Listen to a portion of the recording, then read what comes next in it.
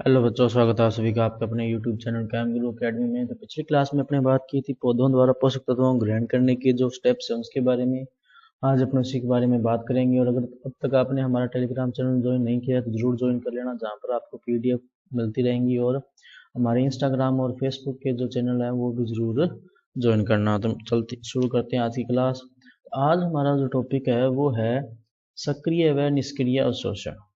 सक्रिय व निष्क्रिय अवशोषण। सबसे पहले बात करते हैं सक्रिय अवशोषण की। किसकी बात करते हैं? सक्रिय अवशोषण की। तो सक्रिय अवशोषण देखो क्या होता है। वास्तव में क्या होता है कि पौधे की जड़ों के पास जब पोषक तत्व आ जाते हैं ना, तो जड़ें उन पोषक तत्वों को कैसे अपने अंदर सोख रही है या अपने अंदर कैसे खींच रही है, इसकी दो क्रियाविधि है। एक तो सक्रिय अवशोषण, एक निष्क्रिय अवशोषण। अब ये है क्या क्या, उसके बारे में बात करते हैं। तो सबसे पहले बात करते हैं सक्रिय अवशोषण के बारे में। सक्रिय अवशोषण जो होता है वो क्या होता है। तो सक्रिय अवशोषण की अगर अपनी बात करें तो सबसे पहली बात जो आती है तो ध्यान रखना कि इसमें उपापचय ऊर्जा की आवश्यकता होती है। उपापचय ऊर्जा जो होती है वो आवश्यक होती है। और ये जो उपापचय ऊर्जा है ये देता कौन है? जड़ कोश। कौन प्रदान करता है? ये जड़ कोश ऊर्जा जो है ये प्रदान करता है। और ये जो सक्रिय अवशोषण होता है ये अनुत्क्रमणीय प्रकार का प्रक्रम होता है। इस प्रकार का होता है अनुत्क्रमणीय प्रकार का प्रक्रम होता है। अनुत्क्रमणीय का मतलब कि एक बार जो है अंदर चला गया वो वापस बाहर नहीं आ सकता। अब सक्रिय अवशोषण में होता क्या है ना कि जैसे मान लो अपने पास कोई भी एक जड़ है। एग्जाम्पल के लिए मैंने ये लिखा कि ये एक जड़ है, कोई भी जड़ की एक सतह है यहाँ पे, ठीक है। और मेरे को जो है वो कोई भी आयन जो है उसके अंदर भेजना है। कोई भी आयन क्या भेजना है? इसके अंदर भेजना है। तो इसमें क्या होता है कि आयन जो होते हैं या पोषक तत्व जो होते हैं वो खुद से जड़ के अंदर नहीं जा सकते, तो फिर कैसे जाए? तो होता क्या है कि ये जो आयन होते हैं ये वाहक के ऊपर जड़ते हैं। अब वाहक होते हैं कुछ एक, वाहक मतलब ऐसे अणु जो क्या करते हैं, इन आयनों को अपने ऊपर जोड़ते हैं और अंदर लेके जाने का काम करते हैं। अब क्या होता है इसके अंदर कि इसके अंदर एक वाहक होता है। क्या होता है? वाहक। ये जो वाहक होता है ये पोषक तत्व से जुड़ता है। पोषक तत्व से जुड़ता है और पोषक तत्व से जुड़ने के बाद में ये क्या बना लेता है? संकुल।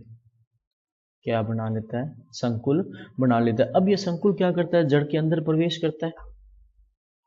जो संकुल है वो जड़ के अंदर क्या करेगा? प्रवेश करेगा। और जड़ के अंदर प्रवेश करने के बाद में संकुल जो है, संकुल जो होता है वो वापस से टूट जाता है। किसमें? वाहक और पोषक तत्व में। इसमें टूट जाता है बच्चों, ध्यान देना, वाहक और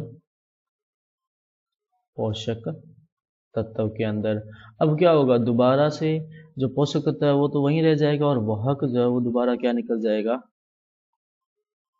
बाहर निकल जाएगा। तो इस तरह से सक्रिय अवशोषण जो होता है वो कंप्लीट होता है। तो दोबारा देखो इसके अंदर अपने क्या क्या क्या लिखना है कि सबसे पहले तो इसमें उपापचय ऊर्जा की आवश्यकता होती है। जो ऊर्जा होती है वो देता कौन है? जड़ कोश के द्वारा ये ऊर्जा दी जाती है। और ये प्रक्रम क्या होता है? अनुत्क्रमणीय होता है। कहने का मतलब एक बार आयन जो अंदर चला गया वापस नहीं आ सकता। फिर इसमें आते हैं कि जो अवशोषण की जो क्षमता है वो आयनों की धारण क्षमता पर निर्भर करेगा कि आयन जो कितने जल्दी जुड़ सकते हैं। अब इसके अंदर कॉन्सेप्ट आता है वाहक का और पोषक तत्व का।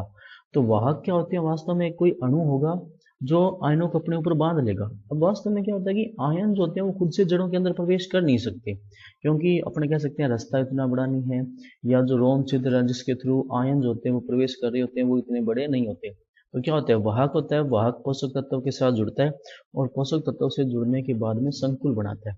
अब ये जो संकुल है, अब संकुल जो होते हैं ना वो बहुत आसानी से जड़ के अंदर चले जाते हैं। अब संकुल गए जड़ के अंदर, जाने के बाद में जो संकुल थे वो दोबारा टूट गए। किसके अंदर? वाहक और पोषक तत्व के अंदर। अब पोषक तत्व तो अंदर ही रह गया और वाहक जो है वो दोबारा क्या आ गए? बाहर आ गए। और बाहर आके दोबारा किसी और से जुड़ेंगे, फिर पोषक तत्व को अंदर लेकर जाएंगे, फिर बाहर आ जाएंगे। तो ये जो चक्रीय प्रक्रम है वो लगातार चलता रहता है। अब आपने देखा कि पोषक तत्व जो अपने आप से अंदर नहीं जा रहे थे, वो क्या हो रहे थे? वाहक के ऊपर जुड़ रहे थे और जुड़ने के बाद में क्या जा रहे थे? अंदर जा रहे थे। इसीलिए ध्यान रखना कि ये जो प्रक्रम होता है वो क्या होता है? अनुत्क्रमणीय प्रक्रम होता है। उसके बाद में अगला जो आता है वो आता है निष्क्रिय अवशोषण। क्या आता है, निष्क्रिय अवशोषण। और निष्क्रिय अवशोषण में ध्यान रखना उपापचय ऊर्जा की आवश्यकता नहीं होती, उपापचय ऊर्जा जो है वो नहीं लगती इसमें। दूसरा इसमें ध्यान रखना कि ये जो प्रक्रम होता है ये उत्कर्मणीय होता है। क्या होता है, उत्कर्मणीय होता है। थर्ड अगर अपने इसमें बात करें तो निष्क्रिय अवशोषण में जो होते हैं वो सेलुलोज तंतु होते हैं। क्या होते हैं, सेलुलोज तंतु, जो स्पंज की तरह व्यवहार करते हैं। किसकी तरह व्यवहार करते हैं, स्पंज की तरह। तो इसमें कुछ ऐसा हुआ कि ये जड़ है, इसके ऊपर ये सेलुलोज का तंतु है, ये क्या करेगा, यहाँ से पोषक तत्वों को अपने अंदर सोखेगा और अंदर की तरफ क्या होगा, छोड़ देगा। यहाँ से पोषक तत्वों को सोखेगा और अंदर की तरफ छोड़ देगा। तो ये इस तरह से चलता है। स्पंज यही तो काम करता है, एक जगह से किसी चीज को सोखता है, दूसरी जगह जाकर उसको छोड़ देता है। दूसरा इसके अंदर जो कॉन्सेप्ट आता है वो आता है सांद्रता प्रवणता का। किसका आता है, सांद्रता प्रवणता का। अब होता क्या है कि जड़ के दोनों तरफ जो सांद्रता होती है आयनों की वो अलग अलग होती है, जिसके कारण क्या होता है, सांद्रता में हमेशा थोड़ा अंतर रहेगा और उसी सांद्रता में अंतर के कारण आयन जो होते हैं वो जड़ों के अंदर प्रवेश कर जाते हैं। इसी को क्या बोलते हैं, सांद्रता प्रवणता। तीसरा इसके अंदर जो आता है वो आता है विद्युत विभव। क्या आता है, विद्युत विभव। अब ध्यान रखना कि जो कोशिका द्रव्य होती है, कोशिका द्रव्य जो होता है उसके ऊपर ऋणावेश होता है। क्या होता है, ऋणावेश होता है। और ऋणावेश होने के कारण क्या होता है कि जो आयन होते हैं उनके ऊपर तो धनावेश है, जो पोषक तत्व है उनके ऊपर तो धनावेश है, और कोशिका द्रव्य पर क्या है, ऋणावेश है। और इस आवेश में अंतर के कारण क्या होता है कि विद्युत विभव उत्पन्न होता है। क्या उत्पन्न होता है, विद्युत विभव। और इस विद्युत विभव के उत्पन्न होने के कारण क्या होते हैं, आयन जो होते हैं उनके ऊपर एक तरह से एक बल लगता है और आयन जो होते हैं वो जड़ों के अंदर प्रवेश कर जाते हैं। तो बेसिकली निष्क्रिय अवशोषण में ना तीन अपने कह सकते हैं कि अवधारणाएं आती है कि आयन कैसे प्रवेश करते हैं। पहला तो ये आता है ये सेलुलोज तंतु और स्पंज वाला सिस्टम। ये सेलुलोज तंतु है वो स्पंज की तरह व्यवहार कर रहे हैं, आयनों को एक तरफ से सोख रहे हैं, दूसरी तरफ छोड़ रहे हैं। दूसरा इसमें आता है सांद्रता प्रवणता का कंसेप्ट। इसमें क्या आता है कि जड़ के दोनों तरफ आयनों की सांद्रता होती है अलग अलग, एक तरफ कम है एक तरफ ज्यादा होती है।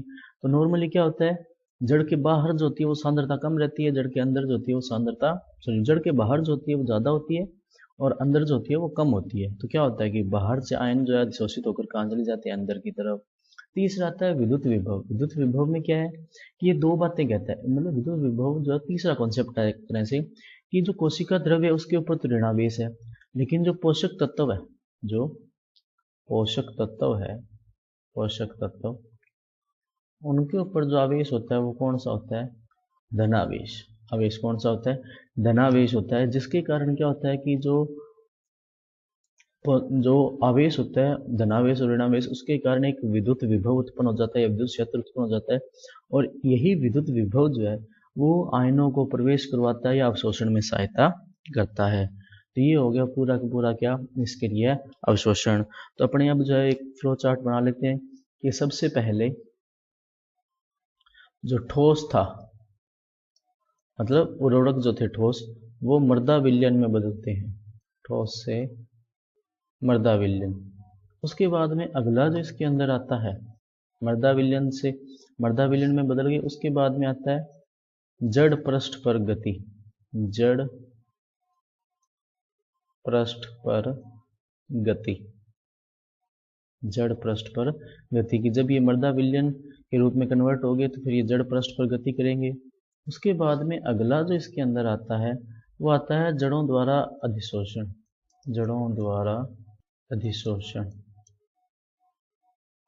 और उसके बाद में अगला जो आता है वो आता है पौधे के भागों, पौधे में सप्लाई कह सकते हैं या पौधे में अपने कह सकते हैं पहुंचाना, पौधे में पहुंचाना।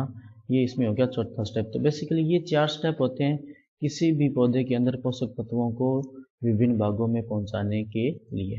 ठीक है, ये हो गए। अच्छा, ये जो स्टेप है अगला चौथा, ये वाला, इसमें क्या होता है कि तो जड़ों के अंदर चले गए पोषक तत्व। फिर जो है वो संग्रहण, जो भंडारण होगा कक्ष, संग्रह या भंडारण जो होगा, वहां से क्या होगा कि जाइलम के थ्रू, जाइलम के माध्यम से जो पोषक तत्व होते हैं वो आगे पहुंचते हैं। अब एक बात यहाँ पर ध्यान रखना कि जब वाष्पोत्सर्जन ज़्यादा होगा, वाष्पोत्सर्जन अधिक होगा, तो पोषक तत्व भी अधिक जाएंगे। तो पोषक तत्व अधिक जाएंगे, पोषक तत्व भी क्या जाएंगे, अधिक जाएंगे। क्यों? क्योंकि वाष्पोत्सर्जन ज़्यादा हुआ तो जल की हानि ज़्यादा होगी। जल की हानि जब ज़्यादा होगी तो क्या होगा, जड़ें जो है वो और ज़्यादा मात्रा में जल पौधे को पहुंचाएंगी, और पौधे को जब जल पहुंचाएंगी तो जल में घुलकर क्या पहुंचेंगे, पोषक तत्व पहुंचेंगे। तो इसी को क्या बोल देंगे अपने, वाष्पोत्सर्जन अगर अधिक हो रहा है तो पोषक तत्व अधिक पहुंचेंगे। तो बच्चों इसी के साथ आपका चैप्टर नंबर 6 जो है वो, और उसके बाद में एक छोटा सा टॉपिक इसके अंदर और आता है जिसको बोलते हैं सांकेतिक पौधे।